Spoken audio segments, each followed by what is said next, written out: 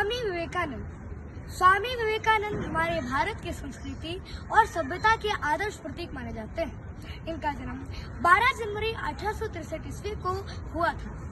घर का नाम इनका नरेंद्र था। उनके पिता पाश्चात्य सभ्यता में विश्वास रखते थे।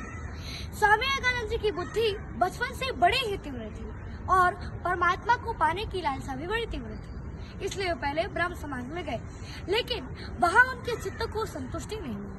दुर्भाग्यवश उनके पिता की मृत्यु हो गई थी।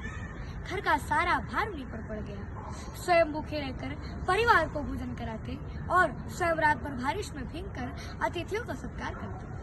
अंततः उनका विवाह भी नहीं हुआ था। एक दिन रामकृष्ण परमहंस की प्रशंसा को सुनकर पहले तो उनसे तर्क करने की विचार से उनके पास गए, किंतु रामकृष्ण परमहंस ने उन्हें देखते ही पहचान लिया कि तो वही शिष्य है जिनका उन्हें बेसब्री से इंतजार था।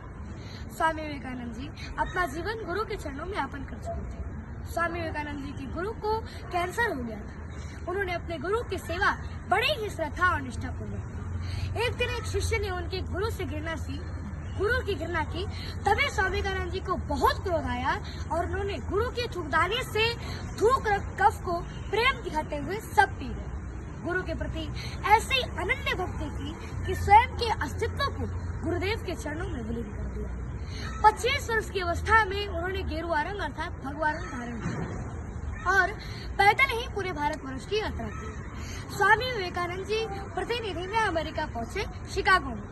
1893 ईस्वी में विश्व हिंदू परिषद हो रही थी। उस समय यूरोप और अमेरिका हम भारतवासियों को हीन दृष्टि से देखते थे और वे चाहते थे कि स्वामी विवेकानंद जी को कुछ बोलने का अवसर ही न मिले, लेकिन एक अमेरिकन प्रोफेसर की सहायता से उन्हें कुछ बोलने का मौका मिला। उनका विचार और विमर्श को सुनकर सभी विद्वान चकित हो गए। फिर तो अमेरिका में उनका भव्य स्वागत हुआ। 3 वर्ष तक वे अमेरिका में ही रहे। वहाँ के लोगों को भारतीय तत्वज्ञान की अद्भुत ज्योति प्रदान करते हैं। हमारे स्वामी विवेकानंद जी की जीवनी कुछ इस तरह है। लोहे के पेड़ हरे होंगे, तू गान प्रेम का गाता चल, नम होगी यह मिट्टी जरूर, आंसू के तन बरसाता चल।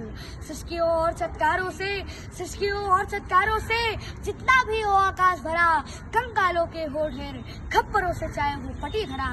आशाओं के स्वर का भार पवन को लेकिन लेना ही होगा। जीवित सपनों के लिए मार्ग मूर्तों को देना ही होगा। जी रंगों के सातों घट उड़ेल, या दियारी रंग जाएगी उषा को सत्य बनाने को। जातक नौकर छितराता चल, तलवार मारती उन्हें बांसुरी उन्हें नया जीवन देती। जीवनी शक्ति की अभिमानी यह भी कमाल दिखलाता चल। और 4 जुलाई 1902 को उनका पार्थिव शरीर पंच तत्व में विलीन हो गया और आज सारा विश्व हमारे भारत के चरणों में नतमस्तक। जय हिंद, जय भारत, वंदे मातरम।